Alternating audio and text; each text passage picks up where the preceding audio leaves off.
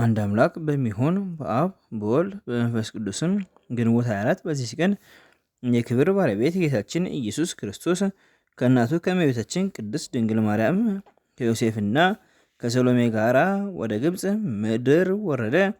ያን ጊዜም እርሱ ጌታ የ2 ዓመት ሕፃን ነበረ። ወንጌላዊ እንዳለ እግዚአብሔር መልአክ ለዮሴፍ በሕልም ተገልጦ ተነስተ ሕፃኑንና እናቱን ይዘህ ወደ ግብፅ ምድር ሽሽ፣ ተመለስ ብዬ እስከምነግርህም በዚያው ኑር። የጌታችንም ወደ ግብፅ መምጣት ስለ 2 ስራዎች ነው። አንዱ ሄሮድስ ቢያገኘው ሊገድለው እንዳይችል፣ ስለዚህ ሌሎች ትስብእቱ ምትሃቱ ነው ብለው እንዳያስቡ፣ ሁለተኛም የግብፅ ሰዎች በመካከላቸው በመመላለሱ ጸጋውን እንዲያገኙ፣ ጣዖታትንም ቀጥቅጦ ለማጥፋት እነሆ እግዚአብሔር በፈጣን ደመና ተቀምጦ ወደ ግብፅ ይወርዳል፣ ጣዖታትንም በፊቱ ይወድቃሉ ያለው የነቢይ ኢሳይያስ ትንቢት ይፈጸም ዘንድ። የክብር ባለቤት ጌታችንም በረቀቀ ጥበቡ ሸሸ። በመጀመሪያም የደረሰበት ሀገር ስሙ በስጣ ይባላል። አልተቀበሏቸውም። በዚያም የውሃ ጉድጓድ ቆፈሩ። ያቺም ውሃ ለሩቆች ፈዋሽ ስትሆን፣ ለዚያች ሀገር ሰዎች ግን መራራ ሆነች። ከዚያም በገምኑዲ መንገድ ተጉዘው ወንዝ ተሻግረው ወደ ምዕራብ ደረሱ። የክብር ባለቤት ጌታችንም ተረከሱን በአለት ላይ አደረገ። በተረከሱም አምሳል በአለቱ ላይ ተቀረጸች። እስከዛሬም ያ ቦታ ጌታችን የተረከዝ ቅርጽ ተባለ። ጌታችንም እመቤታችን ድንግል ማርያምን እናቴ ሆይ በዚህ ቦታ ቤተክርስቲያን በስምሽ ይሰራ ዘንድ እንዳለው ወቂ፣ በውስጡም ድንቅ ታምራት አደርጋለሁ፣ ስሙም ደብረ መጥባቅ ይባላል አላት። ከዚያም ወደ ፀሐይ መግቢያ ወዳለ ባህር ሄዱ። የአስቄጥስንም በረሃ ዱር ከሩቅ አዩ። ጌታም በላዩ ባረከ። እናቱንም እናቴ ማርያም ሆይ በዚህ ዱር ውስጥ ብዙዎች ሰዎች መነኮሳትን ሆነው በገድልም ተጸምደው በመላእክት አምሳል ያገለግሉኛል። ከዚያም በፀሐይ መውጫ በኩል ወዳለ ተራራ ሄዱ። ዮሴፍም የሚመረኮዘው በትር በእጁ ነበረ። ጌታችንም ይህን ቦታ እንደሚያቃጥል በረሃ ነውና እንቀመጥ አለ። ጌታችንም የዮሴፍን በትር አንስቶ ሰበራት። ጥቃቅን ስብርባሪዎች አድርጎ በዚያ ቦታ ተከላቸው። በከበሩ እጆቹ ጉድጓድ ማሰ። መዓዛው የሚጣፍጥ ውሃ ፈልቆ ፈሰሰ። ከዚያ በኋላ በመሃል እጁ እየሰገነ የተከላቸውን ስብርባሪዎች አጠጣቸው። ወዲያውኑ በቀሉ፣ አድገውም ታላላቅ ዛፎች ሆኑ። ከእርሳቸውም ጣፋጭ ሽታ ሸተተ። እርሱም ከሽቶዎች ሁሉ እጅግ የሚጣፍጥ ነው። በለሳንም ብሎ ጠራቸው። እናቱን ድንግል እመቤታችንንም እናቴ ሆይ ይህ የተከልኩት በለሳን እስከ ዓለም ፍጻሜ በዚህ ይኖራል። የክርስትና ጥምቀትንም በአብ በወልድ በመንፈስ ቅዱስም ለሚጠመቁ ከእርሱ ቅብአት ይገኛል አላት።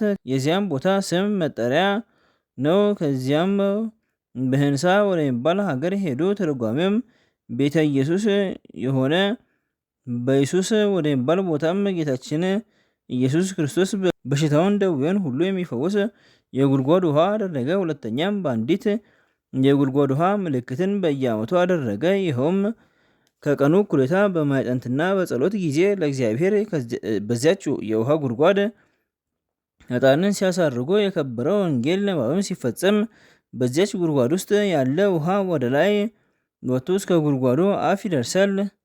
ከእርሱም ይባረካሉ። ከዚያም በኋላ እንደ ቀድሞ ወደ ቦታው ይመለሳል።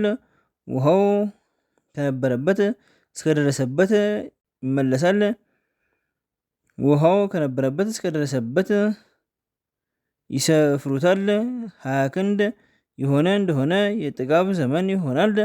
17 ክንድ ከሆነ ግን በግብፅ ሀገር ታላቅ ረሃብ ይሆናል። ከዚያም ወደ እስሙናይ ሀገር ሄዱ። በዚያ ያሉ ጣዖታትም ወድቀው ተሰባበሩ።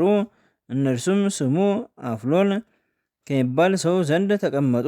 በዚያም የእሸ እንጨት ዛፎች አሉ። ለጌታችንም ሰገዱ፣ እስከ ዛሬም እንደሰገዱ ናቸው። ከዚያም ወደ ደብረ ቁስቋም ሄደው በውስጧ 6 ወር ተቀመጡ። በዚያም በሽታን ሁሉ የሚያድን የጉድጓድ ውሃ አደረገ። ጌታችንም የፈቀደውን በግብፅ የሚኖርበት ወራት በፈጸመ ጊዜ ይኸውም 3 ዓመት ከ6 ወር ነው። ሄሮድስም ከሞተ በኋላ ከእግዚአብሔር የታዘዘ መልአክ ለዮሴፍ በሕልም ታይቶ የሕፃኑን ነፍስ የሚሹት ሞተዋልና ተነሳ፣ ሕፃኑን እናቱንም ይዘ ወደ እስራኤል ሀገር ተመለስ አለው። በዚያን ተመልሰው ወደ ምስራ አደረሱ። ወደ ማዕልቃም በዚያ ዋሻ ውስጥ አደሩ። እርሷም እስከዛሬ የቅዱስ ሰርጊስ ቤተክርስቲያን ናት። ከዚያም ወጥተው ወደ መጣሪያ ደርሰው በውስጧ ታጠቡ። ይቺም የውሃ ምንጭ አስቀድመን እንደተናገርን ጌታችን ያፈለቃት በዚያች ሰዓት ጀምሮ የተባረከችና የተከበረች ሆነች። ከዚያም ጌታችን የተከለው የክርስትና ጥምቀት የሚፈጸምባት በለሳን ቅባት የሚወጣው ነው። በእርሱም ደግሞ አብያተ ክርስቲያናት ንዋየ ቅድሳትና ታቦተ ሕጉም የሚከብርበት ድህነትም የሚደረግበት ለክርስቲያኖች ሁሉ መመኪያቸው ነው። በጌታችን መመለስ ልጄን ከግብፅ ጠራሁት ያለው የኦዚያን ትንቢት ተፈጸመ። ስለዚህም ተአምራትን በግብፅ ድንቅ ስራንም በጣኔኦስ በረሃ አደረገ በማለት እየዘመርን በዚች ዕለት መንፈሳዊ በዓልን ልናደርግ ይገባል። ከቅድስት ድንግል ማርያም ተወልዶ ስለ እኛ የተሰደደ ለእግዚአብሔር ምስጋና ይሁን። በእኛም ላይ ይቅርታውና ምሕረቱ ይሁን። አምላክን የወለደች የተባረከች የድንግል እመቤታችን ማርያም በረከቷ፣ የዮሴፍ የሶሎሜን በረከታቸው ከኛ ጋር ትኑር ለዘላለሙ አሜን። በዚችም ዕለት ከ12ቱ ደቂቀ ነቢያት አንዱ ነቢይ ዕንባቆም አረፈ። ይህም ቅዱስ በአንዲት ዕለት እህሉን ለሚያጭዱት ምሳቸውን አዘጋጅቶ ተሸክሞ ሲሄድ መልአክ ተገልጾለት ይህም መብል በባቢሎን አገር አንበሶች ጉድጓድ ውስጥ ላለ ለነቢዩ ዳንኤል ውሰድ አለው። ዕንባቆምም ጌታዬ ሆይ ባቢሎን አላየኋት፣ ጉድጓዱንም አላውቀው አለው። መልአኩም በራሱ ጠጉር ያዘው፣ ምግቡንም በእጁ እንደያዘ ወሰደውና ጉድጓዱ እንደተሰጋ አስገባው። ምግቡንም ሰጥቶ መገበው። ወዲያውኑ ዕንባቆም ወደ ይሁዳ አገር መለሰው። ባረጀና በሸመገለ ጊዜ የእስራኤል ልጆች ከተማረኩበት ተመልሰው ቤተ መቅደስን ሰሩ። ዕንባቆምም ኢየሩሳሌም ደርሶ ወደ ቤተ መቅደስ ገባ። በታላቅ ደስታም ተቀበሉት። ትንቢቱንም ሊሰሙ ወደ እርሱ ተሰበሰቡ። አፉንም ከፍቶ በመንፈስ ቅዱስ እንዲህ አለ። አቤቱ ድምፅን ሰማሁ፣ ሰምቼም ፈራው፣ ስራን አይቼ አደነቅኩ አለ። ስለ መድኃኒታችንም መውለድና በይሁዳ ክፍሎች በሆነች በቤተልሔም ስለመወለዱ ሲናገር የተመሰገነ እግዚአብሔር ግን ከፋራን ተራራ ከቴማን ከይሁዳ አውራጃ ይመጣል ብሎ እስከ መጨረሻው ተናገረ። ከነቢያትም መጻሕፍት ጋር ደመሯት።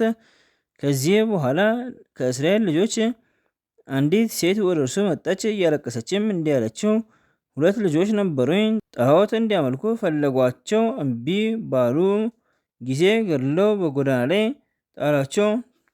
ተገድለው ወደ አሉበት አብሯት ሄደ። ነፍሳቸውንም ይመልስላቸው ዘንድ እግዚአብሔርን ለመነው። ልመናውን ተቀብሎ በሕይወት አነሳቸው። እረፍቱንም በቀረበ ጊዜ ዘመዶቹን ጠራቸው። እንደሚሞትም ነገራቸውና አንዲት ሰዓት ያህል ወደ ላይ ተመለከተ፣ ተቀመጠ። እነሆ እንደ ሰው ክንድ ያለች ታላቅ ክንድ የቤቱን ጣሪያ ሰንጥቃ ወረደች። ወደ አፉም ዘርግታ ነፍሱን ወሰደች። ያን ጊዜም አረፈ።